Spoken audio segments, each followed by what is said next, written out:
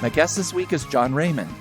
Jon is the author of the books The Half-Life, Livability, Rain Dragon, Freebird, and Denial, which received a New York Times Book Review Editor's Choice in 2022. Jon's also collaborated on 6 screenplays with director Kelly Reichardt, including Old Joy, Wendy and Lucy, Meek's Cutoff, Night Moves, First Cow, and Showing Up, and also on the HBO miniseries Mildred Pierce with Todd Haynes. He was the editor of Plasma Magazine, an associate and contributing editor at Tin House Magazine, and served on the board of directors of Literary Arts. He lives in Portland, Oregon with his partner, the writer Emily Chenoweth, and their kids Eliza and Josephine. And it is my extreme pleasure to welcome to Revolutions Per Movie this week, Jon Raymond. Hi, Jon. Hi, my extreme honor to be here. It's so good to see you. So great to see you.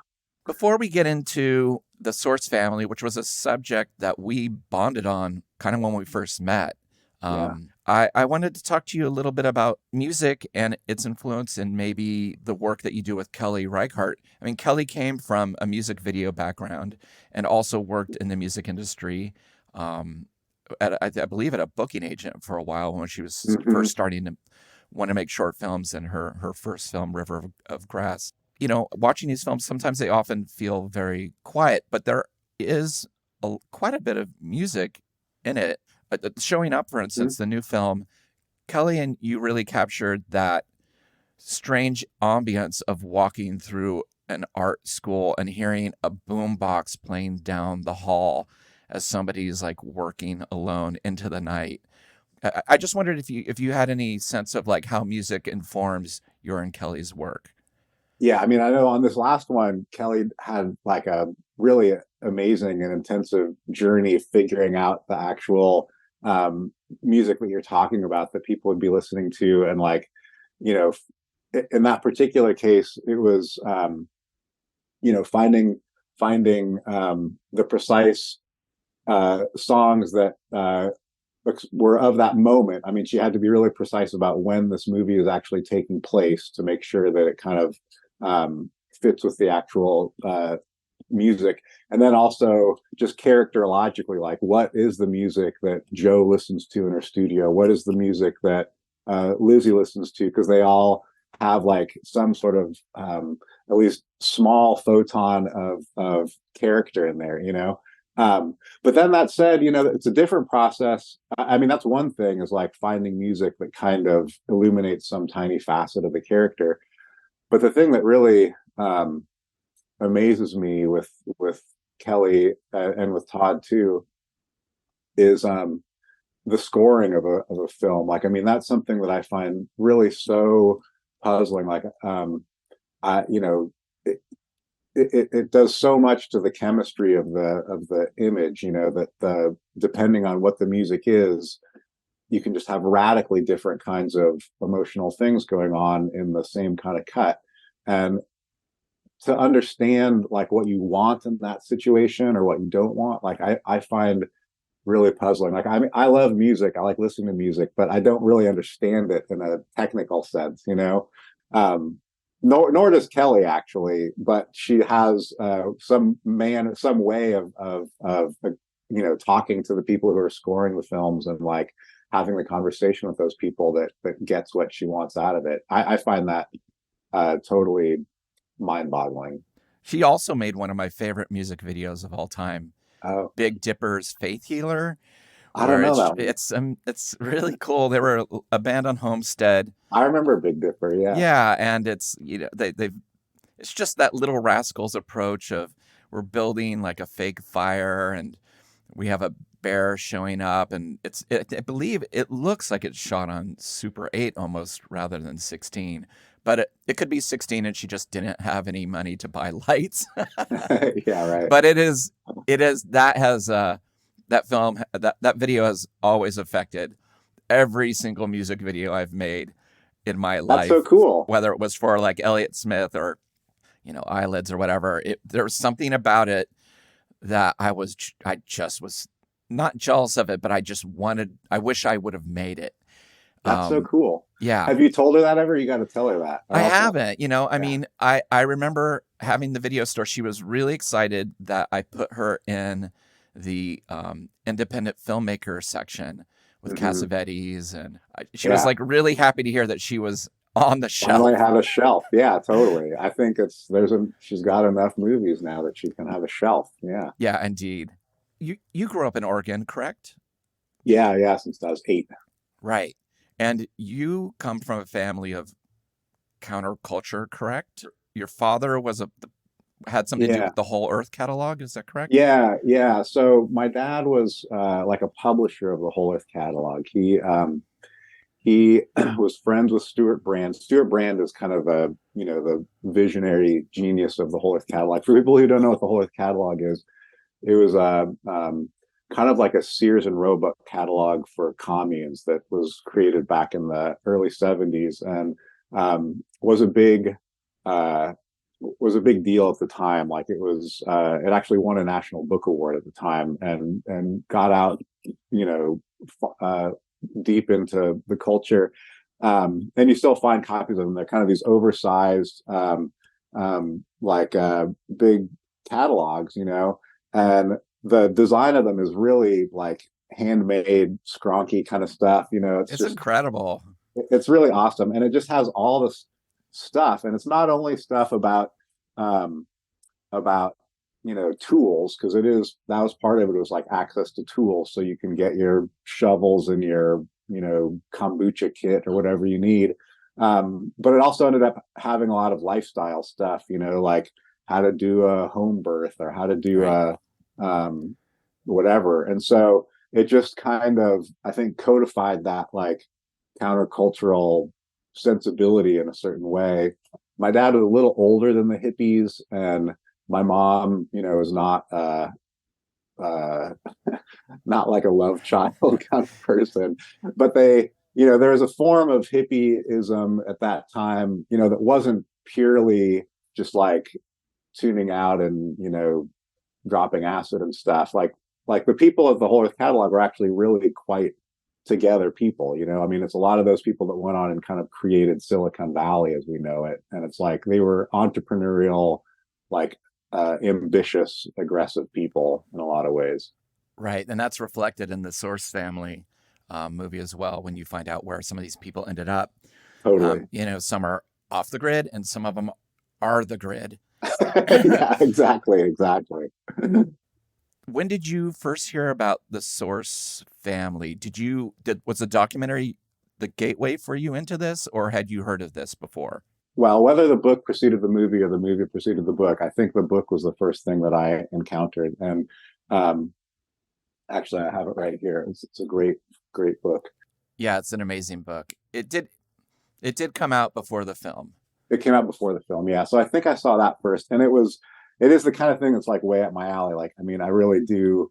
I like that kind of late 60s, early 70s cult Yes. world, and it's partly like an Oedipal relationship. I feel like I have to that stuff, like because of my dad and the whole catalog and stuff, and just being a child of the 70s in California. I mean, I was born down there and like spent my first 8 years down there, and like there's some sense impression that California in the 70s really made on me. And so it's a kink, really. So I saw the book and was like, yeah, this is something I totally dig. And we can get into like the how incredible the documentation of their moment Yes. is.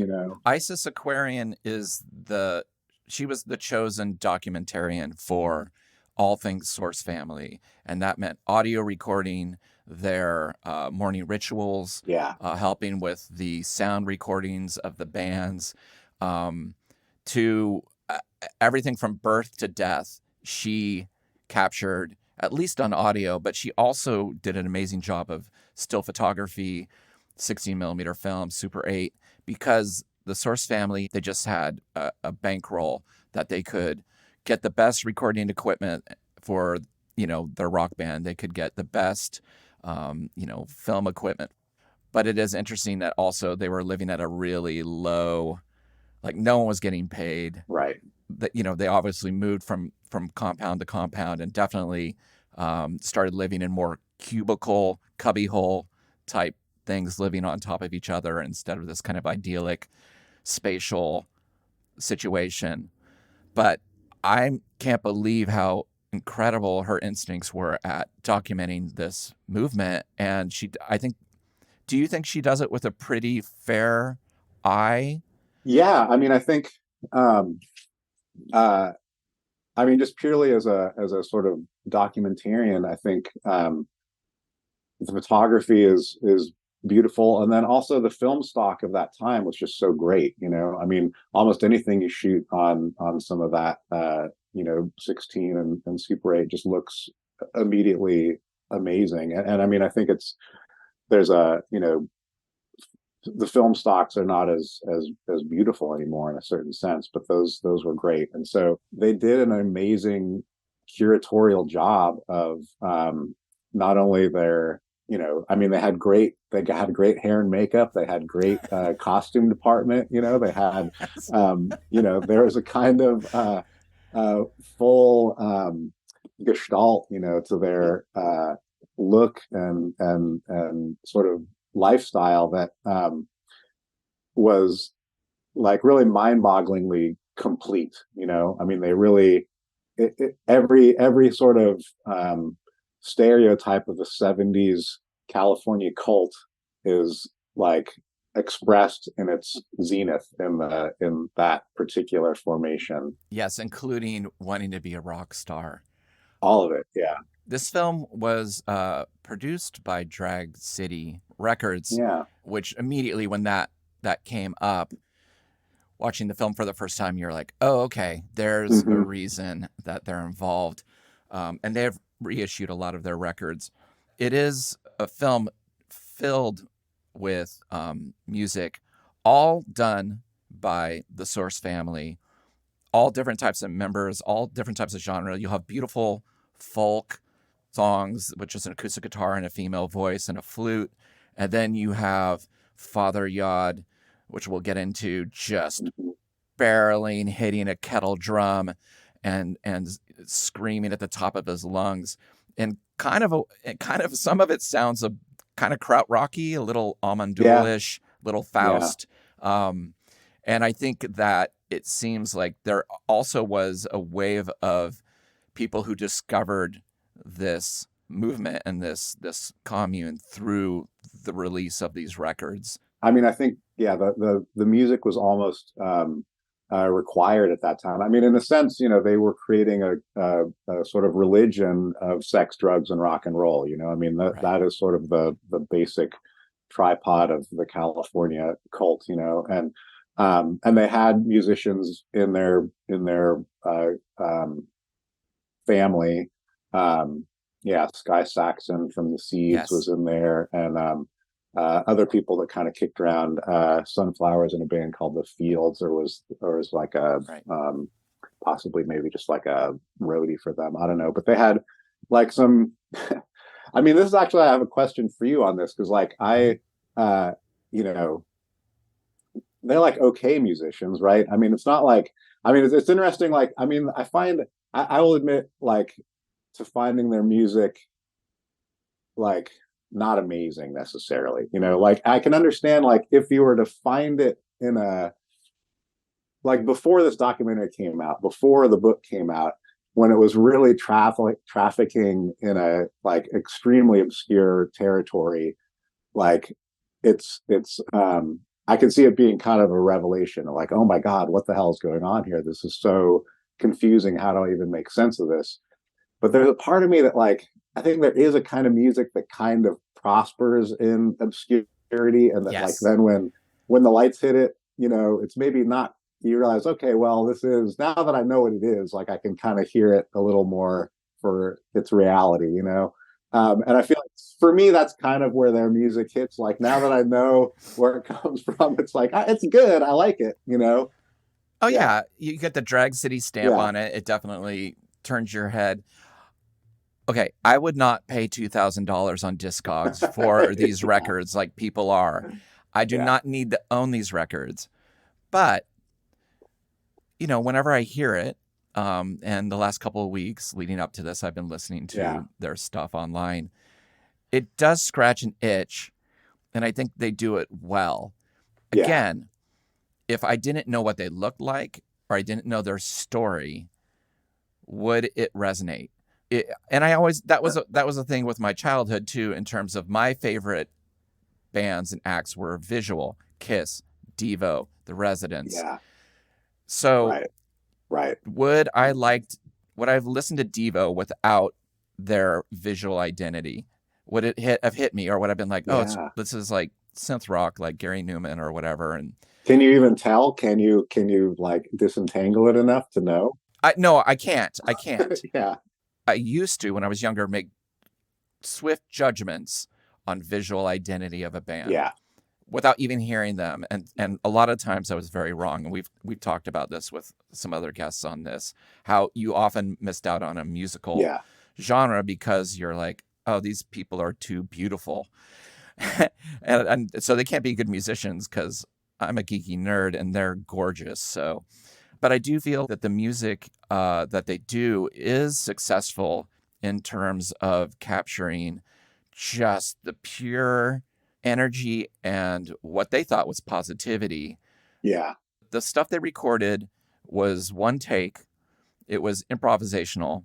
And I do think that the musicians are good. Yeah. But this to me would have mattered more if somebody in the 80s had handed me a mixtape, and on one side was like the Stooges Funhouse, and on the other side was one of their records. I would have been like, oh my God. Exactly. Yeah. This is a weird private press discovery thing.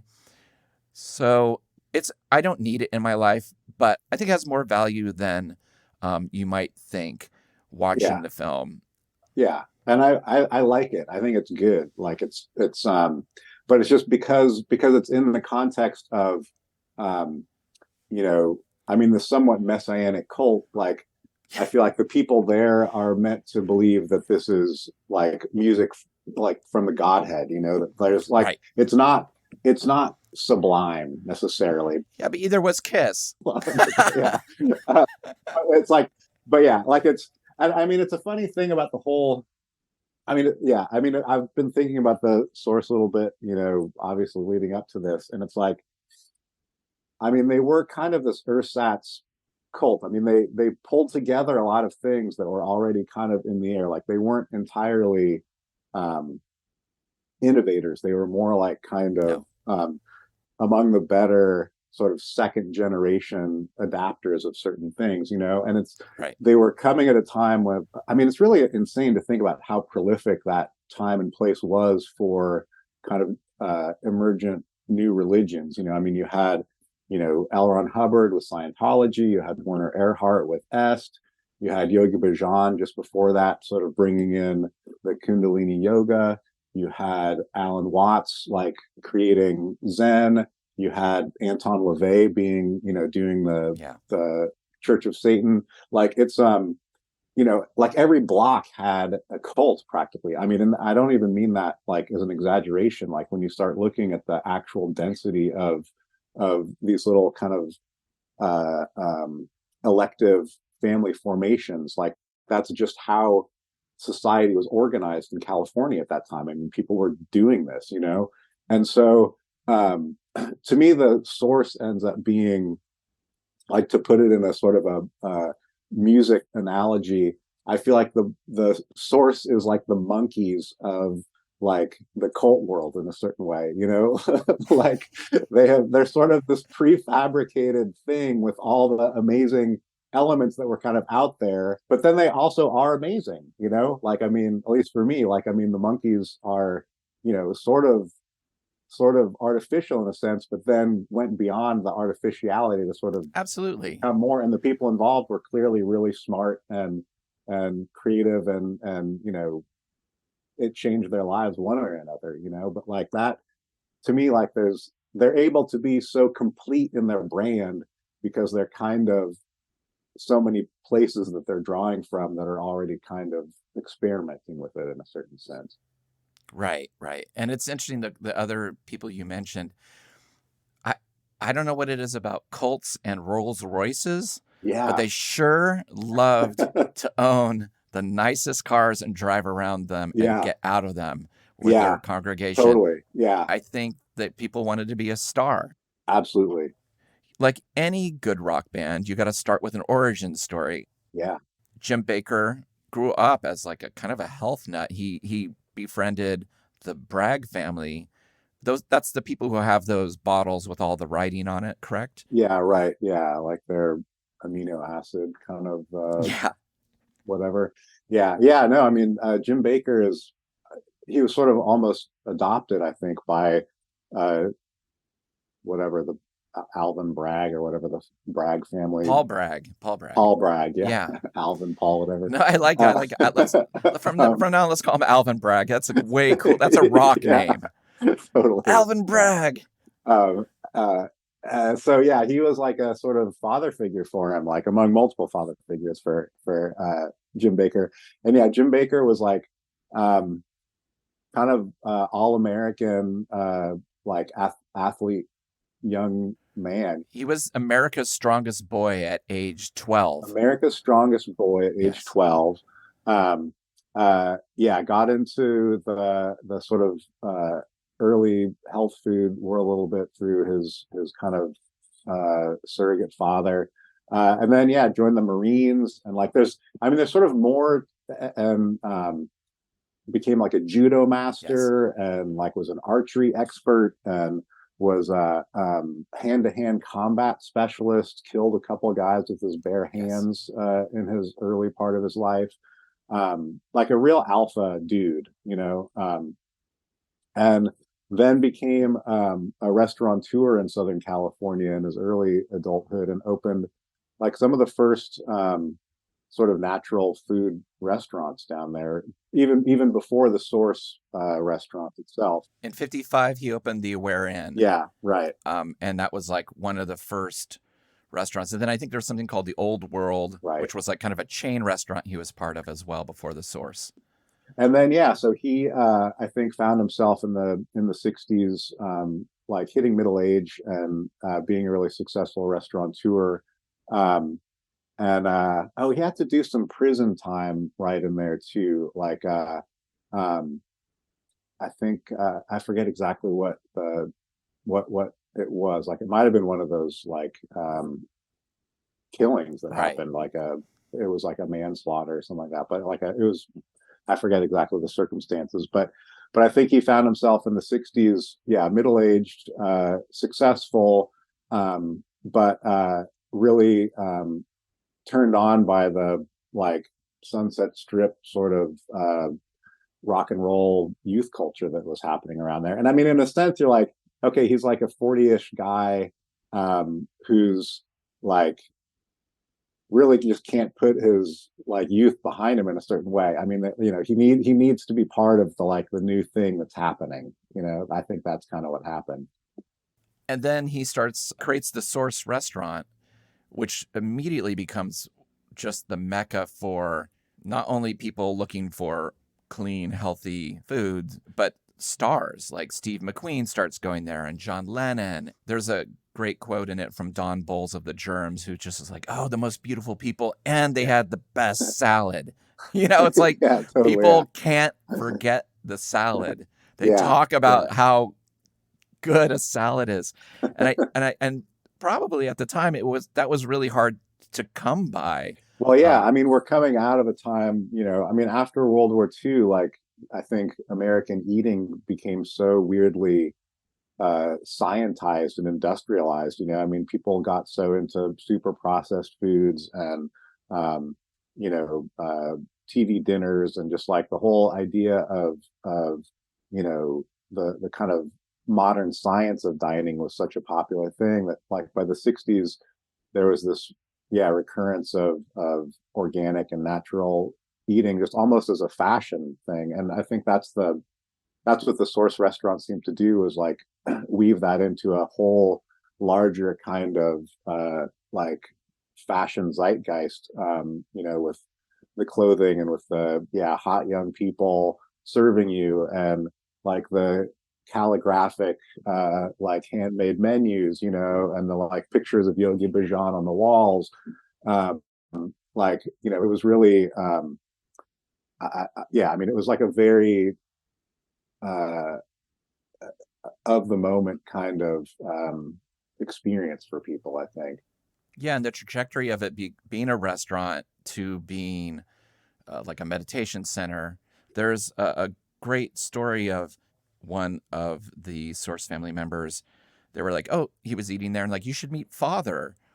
And he goes up a ladder, and Jim is sitting there in the corner, and there's white light all around him, and that happened a lot. People said they would touch him, and everything would disappear, Yeah. and or they saw white blinding light around him. Yeah. Hard to argue with a religious experience. Yeah. Yeah, and he didn't know what to do, so he just kissed Jim's feet, and he just looked at him and said, "Far fucking out." Yeah. And I So think that yeah, shows where it was. I think that shows a lot. I agree. I think that shows so much where it is. Like that was the Magus was the guy who you're talking about. And yeah, Jim Baker had his little sort of boudoir up above the restaurant, it seems like, where it was all tricked out with like, Persian rugs and batik tapestries and the like triangular mirror.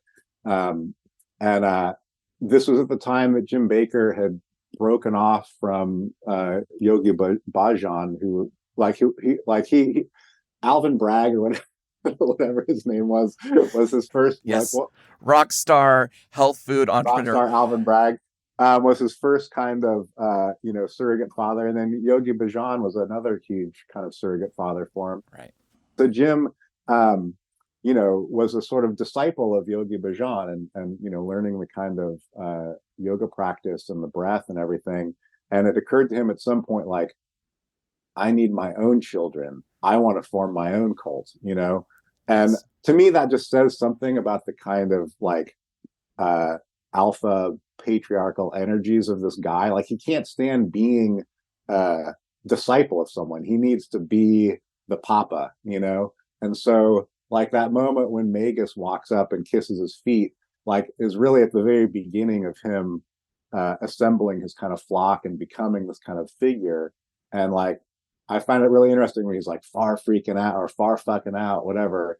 Like in a way, I read that almost as Jim Baker being like, wow, this might be working. If I dress like this, if I act like this, people are going to start kissing my feet, And it's like that is like, yeah, you're kind of like that would be a pretty trippy moment. Like, all right, I'm fashioning myself as a god, and people are actually responding.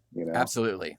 The broad strokes of it are that they founded the store or the health food restaurant. The cult kind of came together. They all ended up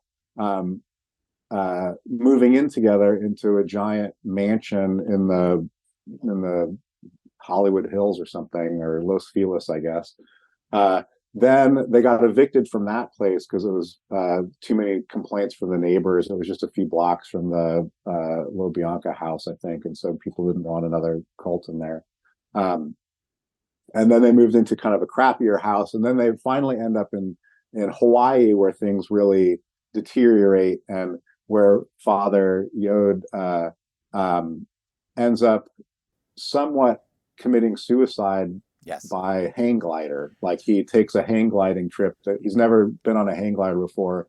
He launches off this huge cliff and the wind fails him and he plunges to the ground. And it's like, in some ways, it's the kind of like cult leader demise you could not even write. I mean, it's just such a perfect 70s kind of bummer ending to the whole thing. It's just crazy. It's kind of amazing how quickly the numbers came. And totally from people coming to the morning meditations and working there and then starting to live there and then starting to, he wrote a commandment, their own commandments that they had to live by, which he broke pretty quickly as well. Mm-hmm. Yeah, I know. I find it's so sort of hard to comprehend, for myself. Like, how is it that there's so many just like aimless kids just ready to roll with this stuff, like it's just I mean, I would never go like kiss a guy's feet and join a cult and start wearing their Rosicrucian robes or whatever, but it does happen over and over again, and it's been interesting. Like, I mean, in the time of sort of first like learning about the source and going through the seeing the book, seeing the film, and then we haven't mentioned that like I actually was involved for a long Right. time doing a adaptation of the stuff that didn't end up working out. So I actually did a fair amount of talking with not the source family members themselves, but people who are close to it. In the time that like that all has happened, um, you know, our society has moved in different ways, and like going through the last 5 to 7 years of you know uh, pandemic and ecological breakdown and fascism rising and just like the kind of like social upheavals that we've been seeing, it has kind of changed a little bit how I look at that moment of the late 60s, early 70s, where you realize like, you know, there are such radical kinds of uh, catastrophes and social changes going on at that point of like, multiple assassinations, the war, it's all like a sort of cliche to name all the different like, um, you know, just like uh, breakdowns that were going on at that time.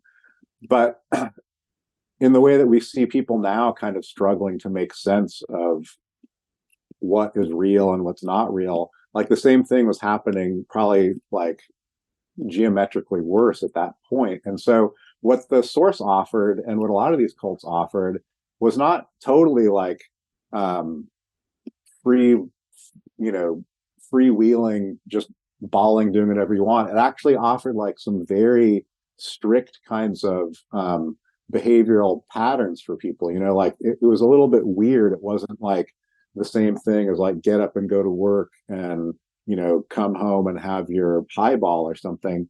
But they were very rigid about how they kept certain schedules. Like you get up at 4 a.m, you take your like dunk yourself in the water, then you like do your calisthenics, then you take your hit of weed, and then you eat your raw foods. Like it still offered a kind of structure for these kids that like was missing in their lives otherwise, Right. and it's like it's that kind of family structure was really literal in a certain sense.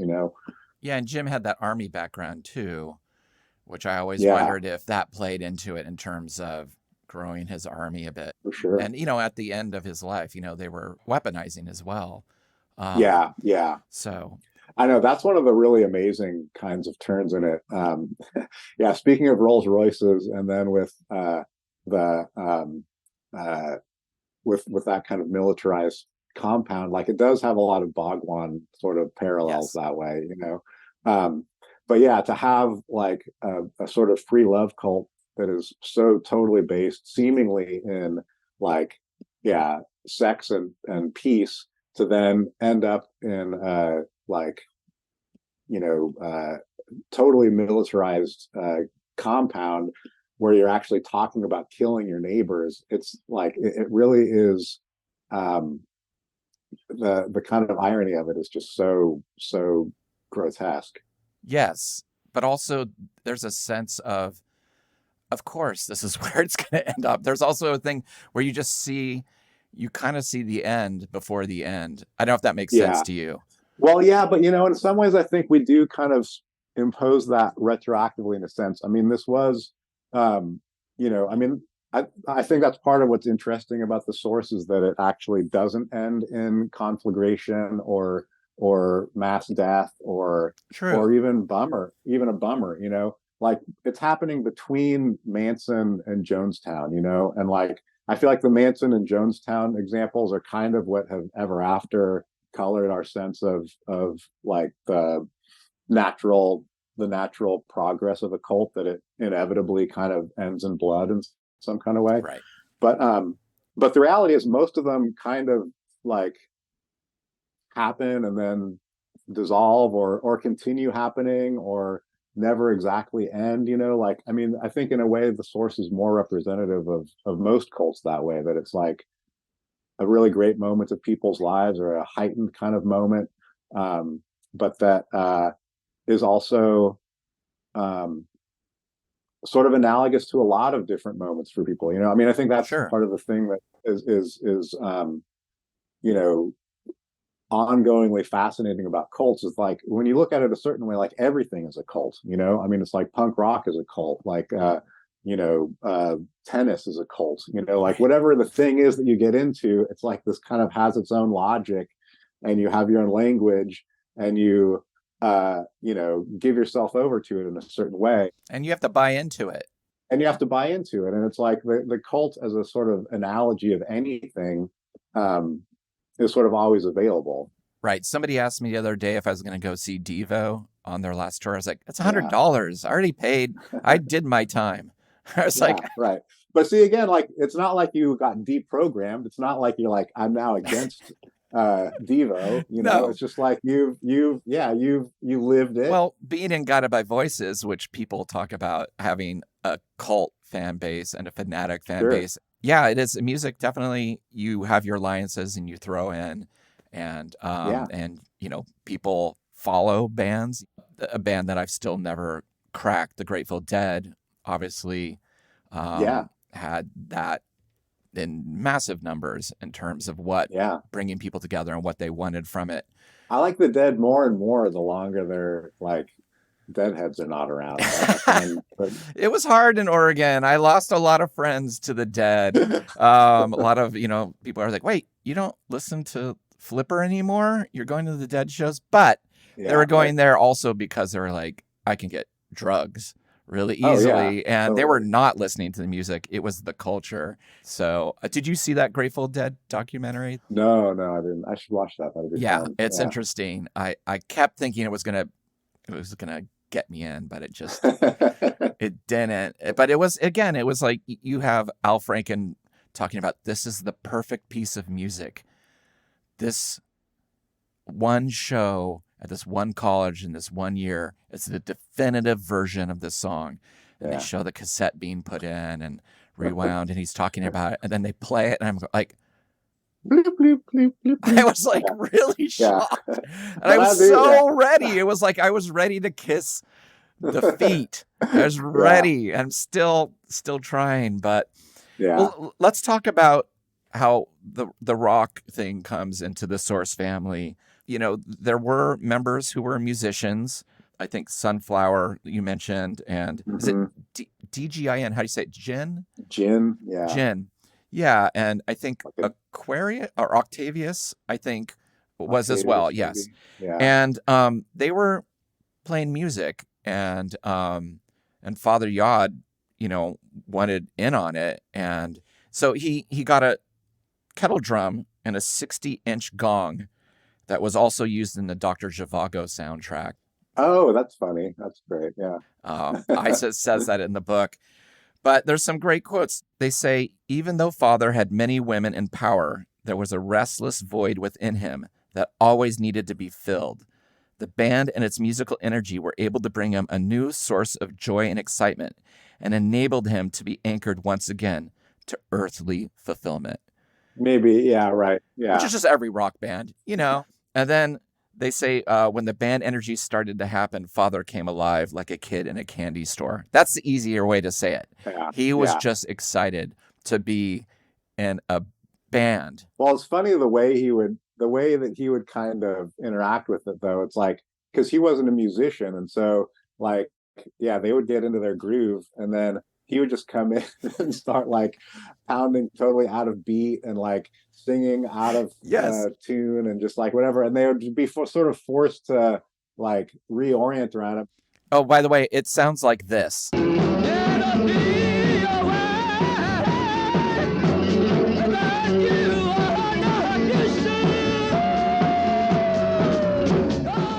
So that's an example of Father and his. And by the way, Jim Baker, I don't know if we discussed this, he did change his name to Father Yod. And then he changed it to Yahowa. Yeah, to Yahowa at a certain point too, when he became more of a divine creature. But yeah, and I mean, and they used their band as an interesting kind of evangelical tool. Like they would go out and play at high schools in town, recruiting new family members. And it's like that.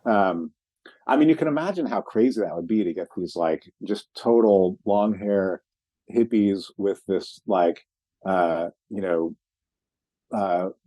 hero like patriarch in the front, sometimes dressed in his like Mediterranean robe, sometimes dressed in his like crazy pimp daddy, like double-breasted suit, doing these, these kind of vaguely krautrock sort of space jams or whatever. Um, that would be God, that would be so cool to be like 17 and have that show up at your high school. It could never happen now. They show up, they would have a caravan of the Rolls Royce and some Cadillacs, and then all the members would show up. And there's amazing film footage of them playing at this high school and all these kids just watching them play. Yeah, at like Beverly Hills High School. Yeah. Yeah, and Jim, there's amazing footage, and he says, we hear this is the high school with consciousness. We number about 140, give or take a few, and we're looking around for you, just like you. I'm the father you all wanted and never thought you had, but you do have. It's like, yeah, right. That is complete. Yeah. I mean, it couldn't be more explicit. Like, yes. There's sort of no subtext at all. Like, I am fishing for souls. I want the young nubile flesh, like, I mean, and I will be your daddy. It's like, really, there's no real nuance. It's just very, very bald. In the book, they talk about, certain teachers and people starting to like want to fight, Jim Bakker at the thing because they're just offended, and just the way he's referring to himself as a god. The film has amazing access. It's told not kaleidoscopically, but it is told slightly experimentally in terms of, when the music comes in and the drugs and as the religion and the cult is ramping up. I think they do a really masterful job of holding all the threads together. It's a very entertaining film. It shows both sides of the argument of there are people who are like, I would not change a thing.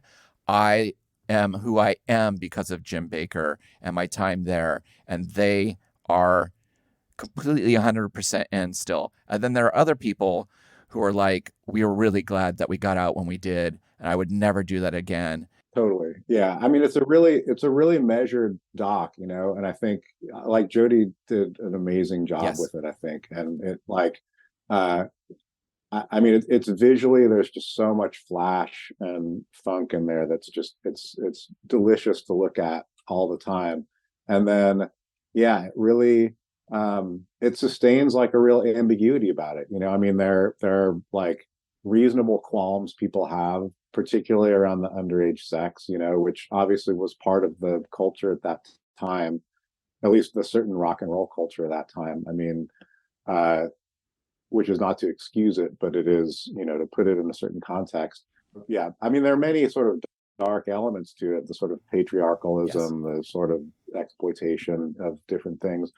But it also, really, very few of the people came out very damaged, right. I mean, and of course there's going to be damaged people that are like, probably would have had their own problems no matter what. But like, it does a really nice job, I think, of sustaining the sort of just suspending judgment about it. Yeah, and I'm always fascinated. You mentioned it earlier, the people who move into something like tech from a world like this. I mean, in some ways, like the Source family experience, and that kind of culty experience, that kind of dabbling in drugs, dabbling in polyamory, dabbling in emergent breathing techniques and exercise regimens, all the stuff. It's the story of the entire West Coast middle class. Like everyone everywhere has basically had some semi-comparable Source experience in their upbringing, and then have gone on and taken the helm of society, and so like you have people, some of them have gone off and founded Silicon Valley companies. Someone else becomes like a dealer at a blackjack table in Las Vegas. Someone else is like a entrepreneur with their own little health food store. Like They become all basically the people that you live next to. They're like all your neighbors now. Right. And you can talk to them about the sacred snow they once did on their way to concerts.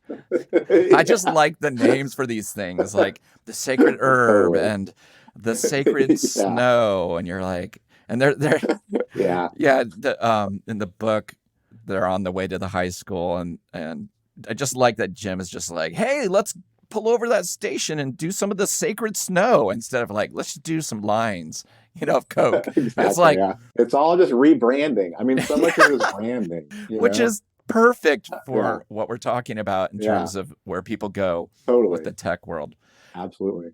There was a recent article in LA Times about this year about the Source family. And the headline is How the Source Family Became Hot IP in 2023. Yeah, it's great. I mean, it sounds like maybe it's going to have another swing at like becoming a pop cultural thing, which would be fun. Yeah.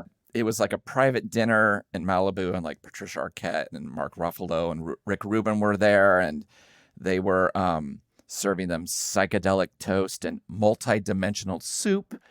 And this cracked me up. They're like, and then the servers were doing Source Family cosplay.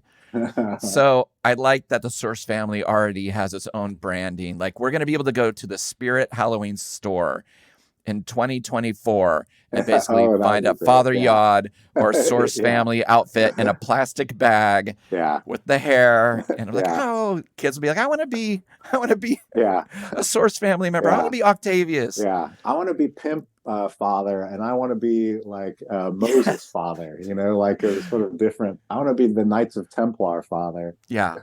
Well, watching the documentary, I mean, we both are obviously fans of it. Is there anything you felt like you wished you could have known more about, or would have been something you know about the Source family that wasn't touched on in the film?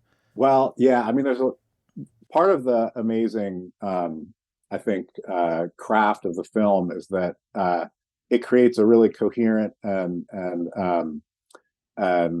and fulsome story, but by its nature leaves so much out. I mean, Jody and the people making that film had to make some really tough decisions about stuff to include or not include. And so, like in the big sort of strokes, like the film gets it all in there. But yeah, there's like a whole house in San Francisco that happens in there. There's like a home death that occurs. They like kidnap someone's grandma to like have a give her a home death at one point. There's like dozens of home births that happen. There's, I mean, like I really think that their days were so filled with event and small scale betrayals and miracles and whatever, that there's no way it all could have fit into like a 2-hour documentary. It's just there's too much. Right.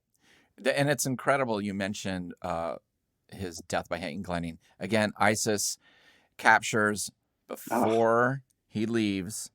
At this point in his life, he's starting to say out loud, I'm not a god, I'm a man. He's kind of telling people, you're your own teacher. I'm not what I thought I was. Yeah. And the day of his death, before he decides to go hang gliding, he's like, you're appropriately dressed in black. She screams. There's always the audio stuff of people like laughing with him or screaming with him is really haunting. It's really weird. It's a really you realize actually how bizarre the dynamic is in a certain way, and sort of how infantilized a lot of the people are around him. Like, I mean, the way those kinds of like girly shrieks happen whenever he speaks is like, I mean, it's very much like teeny bopper kind of relationship. Beatlemania. Yeah, totally. And I mean, in that time, not only was it a hugely prolific time for like emergent little religions and stuff, it in a way was the like high watermark for just pop culture fame. I mean, this was like an era of like really fame on a level that we don't even like have anymore, and where and you would have in so many different fields, like people just really pursuing fame for its own end in a way that was really new at the time. I mean, you would have your Ken Kesey going off and becoming a kind of guru. You'd have your Norman Mailer going off and becoming as famous as popular as possible. You'd have, in all these different fields, you have the Stones at the like absolute apex of their like powers, and like it's hard to at this point. I mean, celebrity has become such a like devalued coin. It's so sleazy and stupid now, but it's like that kind of cult of personality was really effective at that time. I mean, it still is, but it's like it's just the cults of personality were maybe just a little more interesting at that time than they are now. I think you're right. Yeah. So, Jon, let's get down to it, really. If you were a member of the Source family, what would your name be? Oh, I love it in the movie. One of my favorite people in the movie is Orbit, who's like, he's great. He's so great. And so it's a couple that that met in the cult and like have stayed together and are just the sweetest pair. And Orbit complains about his name, like how, other people had really cool names, but Orbit is such a dorky name, what would my name be? I don't know. My bowling name is Havoc. I always use Havoc as my Havoc is a total Source name. So maybe I'd go with my bowling name of Havoc. That's what I always use. Yeah.